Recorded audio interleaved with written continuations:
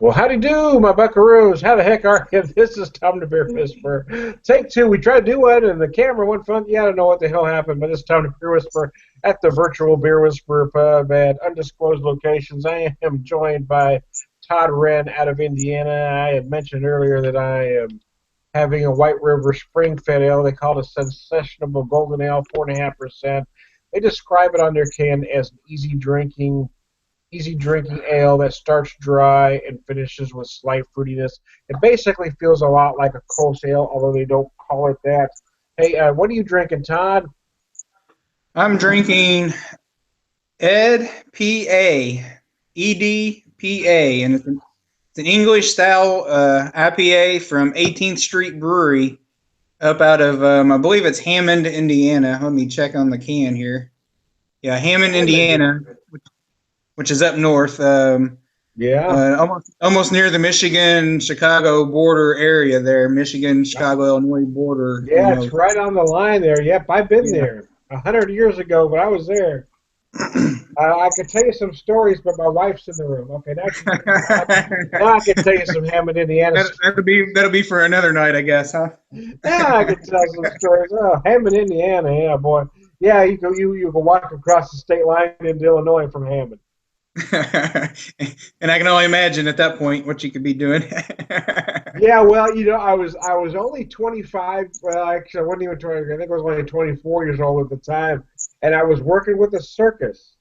Believe it or not, I wasn't always the upstanding individual you see before you. But yeah, I was working with a circus. Wow, we were doing. They played Hammond, Indiana for a week. Okay. So we'd work hard during the day and just get. Play at night, huh? Yeah, pretty much. Yeah, and at the time, I don't know if it's changed any, but Hammond was kind of I won't say a rough town. It was a big party in town. It was kind of a dirty town, actually. I am sorry for talking bad about Hammond, actually, I've guys. And never. if anybody from Hammond out there is taking offense, but I remember this was 25 years ago, and I remember thinking, damn, this is a dirty little fucking town.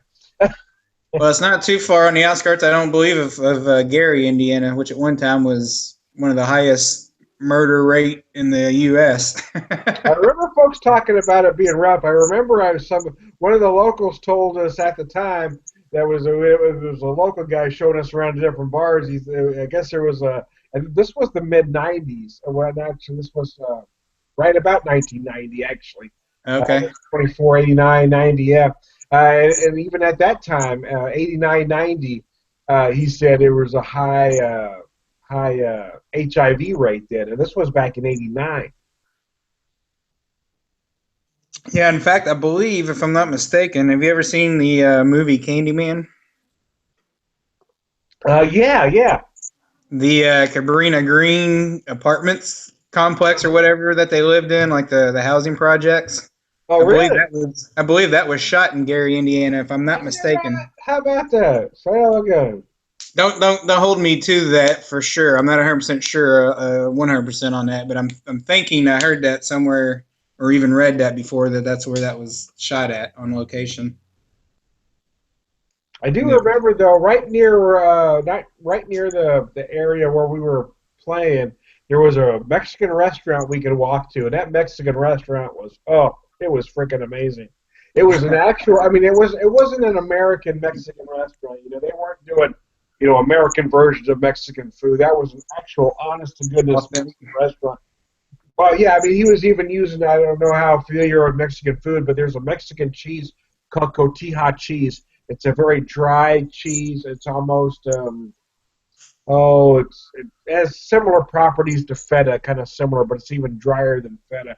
Uh, Okay. but, but anyway, they use cotija cheese in their enchiladas. I mean, it was a very authentic, it was nice. Anyways, but yeah, that, that's my remembrance of Hammond, Indiana, but that was 25 years ago.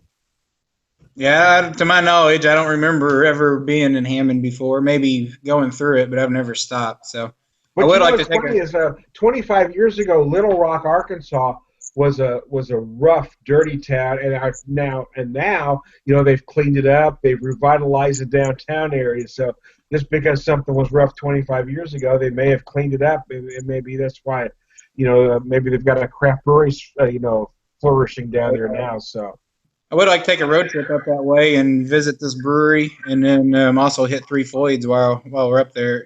While up that way, because I think it's 20 minutes. I think they're about 20 minutes apart, maybe. I tried some stuff today. At the tasting, there was this young kid. His name was Derek. I don't know how old he was. He looked barely 25, if a day. But anyway, he's the older head brewer of a new brewery uh, in da,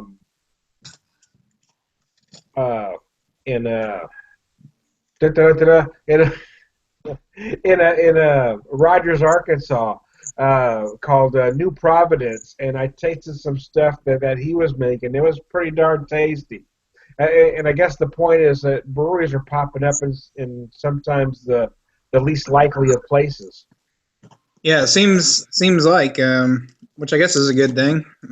Seems like a lot of them are revitalizing, like you're saying, some areas that weren't highly sought after. Yeah, I think people get stuck on the coast.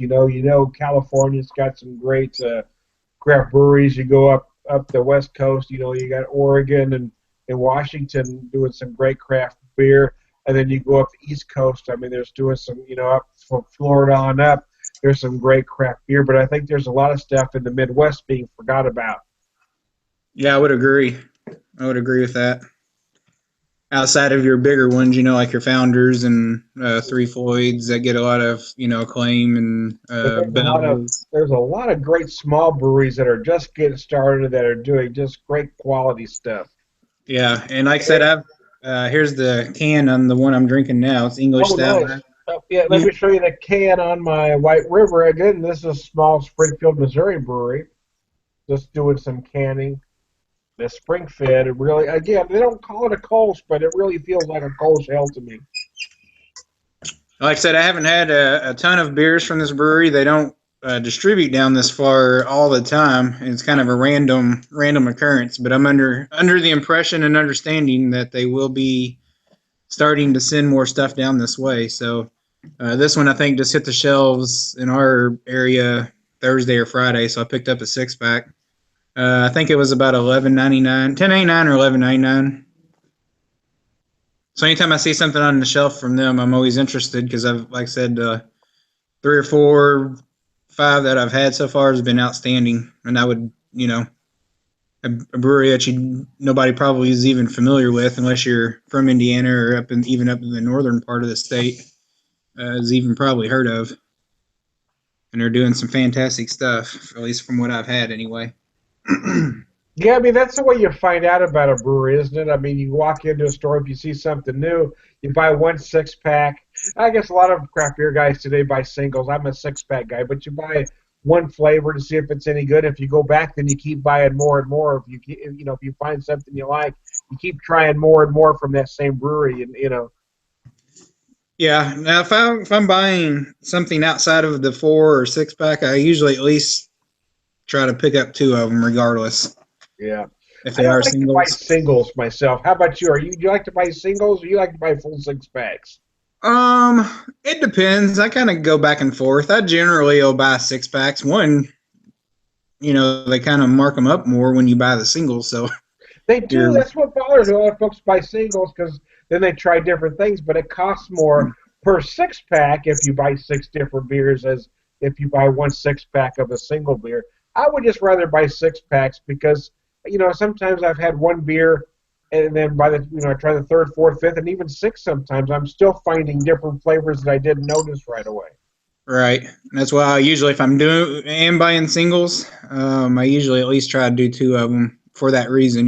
Try to Hmm. have one initial and then drink another one. Your tastes are a little different on a daily basis. So you may, like you said, pick up something. Something might be a little Yeah. more heightened one day than the other. So I generally, if I do buy Sometimes singles, I'll try to do 2 of them. Yeah, sometimes it hinges on it. Is your palate fresh? What time of day did you just eat before? There's a lot of factors. Right. And then there are some times where, I'm kind of like you. I'll go for the 6-pack, but a lot of times just really depends on if there's a lot of new stuff that I haven't had that's hit the market, Yeah, Yeah, I You want to understand try that four or too. five Yeah. different ones. You don't, maybe not want to spend in 60, $70 at that time. You might just pick up one or two of each and, spend your 20, $25 or whatever. And if that, whatever the case may be. And then, like you said, go back later and really pick out what you like. Yeah.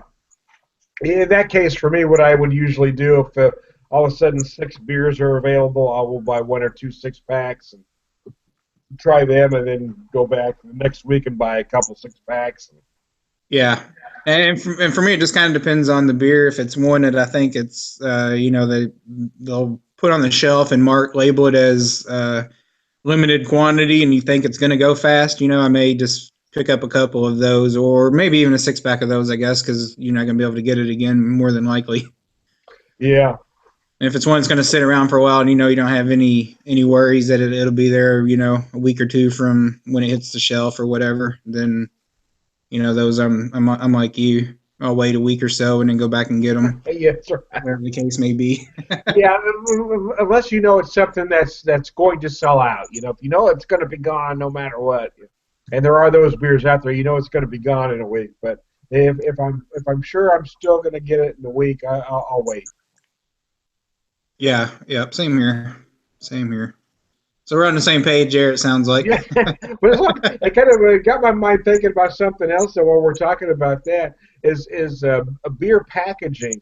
As funny as it seems like, I don't know, 10 years ago for sure, maybe even as little as 5 years ago.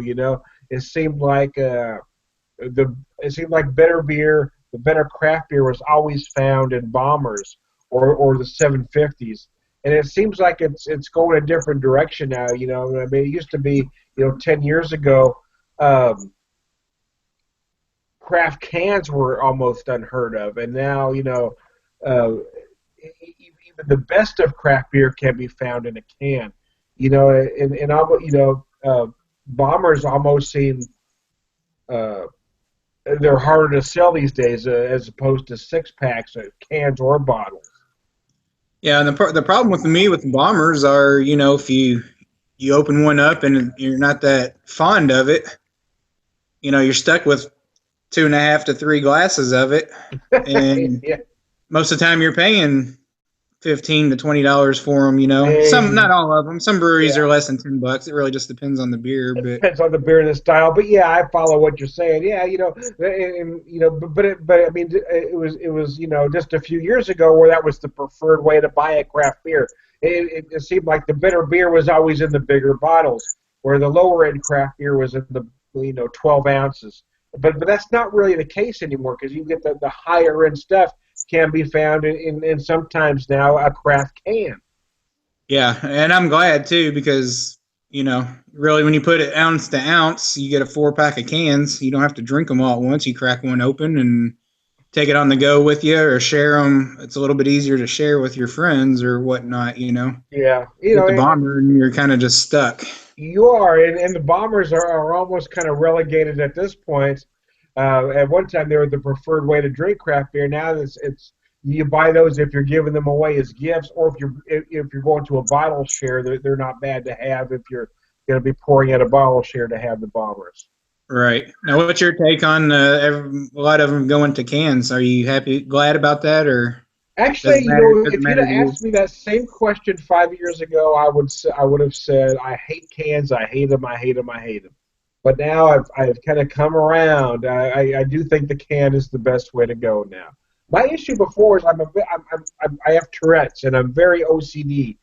So my issue with cans and I'm a little older than you, being a 50-year-old guy, is that cans traditionally the tops are very dirty.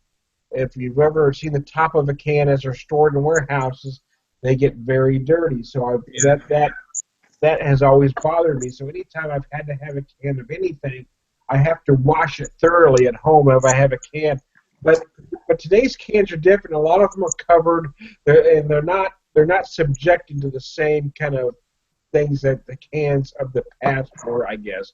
I still wash the top of a can, of a beer can, I do, or a Coke can, or any can, to be honest with you, because I am very OCD. But, I mean, I do think cans are the better way to go now. Well, I'm with you on that. I'll wipe them off. Also, I don't. I've heard too many horror stories of bad employees doing bad things to the tops of cans. Oh, wait, so that I hadn't heard, but see, so now you gave me something else to obsess about. Thanks, man. sorry, sorry. Now you need to scrub it down big time. Yeah, no, now I'm gonna give it an alcohol bath. Right. Yeah. Pour So, some but pour some I rubbing like. alcohol over the top. But no, I always take my sprayer and wash it down. But now after you said that, now I think I'm gonna keep some rubbing alcohol handy and You're gonna get all kinds of weird beer flavors going on in your beer. yeah. Yeah, but yeah, I mean, I've always, growing up, it was always the better beer was always in bottles, even back before there was really craft beer. You bought your better stuff in bottles, you bought your cheaper stuff in cans.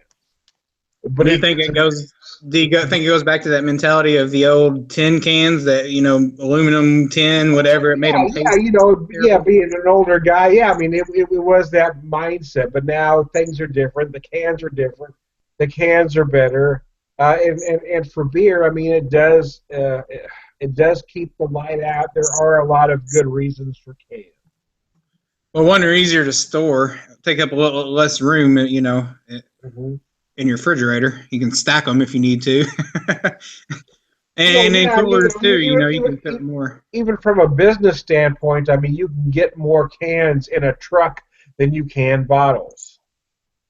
Yeah. Well, So and just shelf space too. I would imagine would shelf be a lot space, yeah, I easier. mean, it just makes sense all around to go with the can.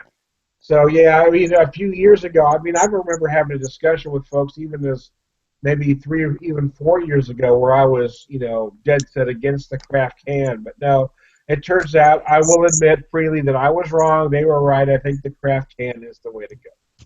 Oh, and also it keeps the light out too. I guess to keep them, Yeah. Yep. more to form. Keep the light out. Yeah. I was always, I think it was just a mindset thing for me too. I always preferred bottled beers over cans as well. They just always seemed to be crisper and cleaner and even colder coming out. I don't It know. I know it's does. Yeah. probably all in my head, but But I mean, see, as a craft beer drinker, we open it, we pour it into a glass anyway. So I right. don't like to drink out of a can. I can't even drink a Coke out of a can. So if I have to drink it out of the container, I'm going to have a bottle. But a craft beer, you're typically pouring it into a glass anyway. So I don't mind opening a can and pouring it into a glass. I don't like drinking out of a can.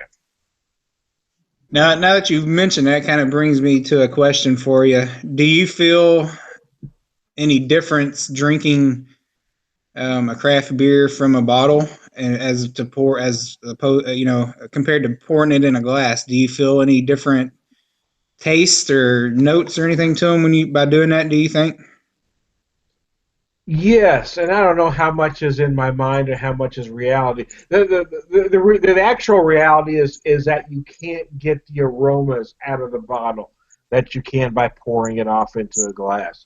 But do I think that you're losing much flavor if you just take a swig?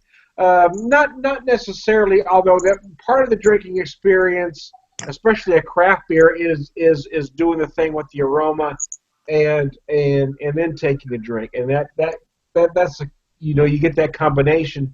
You're tasting it and you're smelling it. If you're chugging it out of the bottle, you're not getting that really. Yeah, yeah, I see that. I mean, that makes sense. But I but was just wondering, the on the other thinking or what. side of that, on the rare occasion I drink a macro, there are certain times I don't mind just drinking something out of the bottle. And I think some of that is my age because that's how I used to drink it as a younger man. That's how I used to watch my dad drink. So when I have something, if I'm drinking like an Oli, for instance, if I can get it, of course they don't make Oli in bottles anymore, but I mean, back in August, I found some Grain Belt beer, which was what my dad drank in South Dakota as a young man. Um, I get that Grain Belt super, super duper cold. I just drank it out of the bottle. I don't think a beer like that doesn't have enough aroma where I don't think I'm gaining anything by pouring it into a glass. By pouring it into a glass, I'm also letting that beer warm up. Where if I'm drinking a craft beer, I don't mind it warming up because it's going to be fine. But a beer like that, I want it as cold as possible. So I just drank those suckers right out of the bottle. And I got to tell you, I think part of it, again, I'm going to admit, I think part of it's in my mind because I know it's a nostalgia thing for my dad. But I just enjoyed the heck out of drinking that beer cold in the bottle.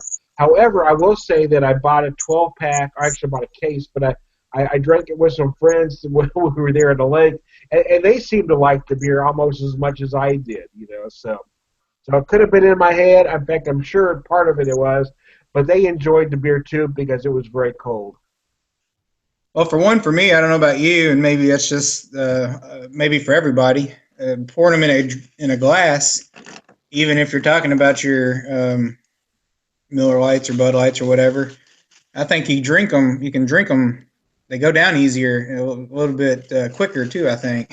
I don't think they air you. I guess what I'm saying is they don't feel like they air you up as much as drinking them from a can or a bottle. By pouring it Do into a you, glass. yeah. Yeah, I don't know. That could be. You know, if again for me, if I'm drinking a macro, I don't mind drinking it straight out of the bottle. In fact, for me, it's better because I think it stays colder. And I don't think I'm gaining anything. But yeah, could it be gassier? Hell, I don't know. I mean, I'm farting and burping regardless of what I put in it. I don't know. I don't necessarily think it gasses You you up know, anymore, but I just let one go as we, you know, I'm squeezing out sparks as we're talking here. So, glad I don't have smell-o-vision, as Emerald well, Lagasse would yeah, say. I mean, I'm letting it rip, baby. I'm squeezing out sparks, baby. I'm floating air biscuits. Uh, Anyway, so any party words on the beer you're drinking tonight, sir? that's a good. It's a good English IPA. I think it checks in at about 5.6%. Like I said, 18th Street Brewery. If you can find them, I don't think they distribute a whole lot, so chances are you probably won't be able to find them. But if you can, drink them. Everything I've had from them so far has been outstanding. So, Yeah, uh, well, you and I are gonna. You sent me a whole bunch of beers, so I'm behind on a trade to you. So, but when we even up, when I'm able to get some stuff back out to you, you can send me some stuff from them. So, hey, I yeah, I'm just gonna. finished the White River beer, and I want to thank Todd for joining me out here. And who knows, we might be back. I'm Todd the Beer Whisperer. Drink them if you got them.